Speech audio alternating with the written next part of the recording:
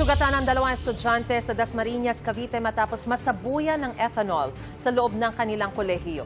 Nalapnos ang kanilang balat at dinala sa ospital para maoperahan. Kwento ng kanilang mga magulang, may aktibidad sa laboratorio ang magkakaklase na masabuyan ng ethanol ang dalawa. Nais ng mga magulang ng dalawang estudyante na may managot sa insidente. Sinusubukan pa naming kunan ng pahayag ang Emilio Aguinaldo College. Nang puntahan sila kahapon, wala raw otorisadong magsalita. Hihintayin daw nila ang opisyal na pahayag ng pamunuan ng kolehiyo ukol sa insidente sa laboratorio.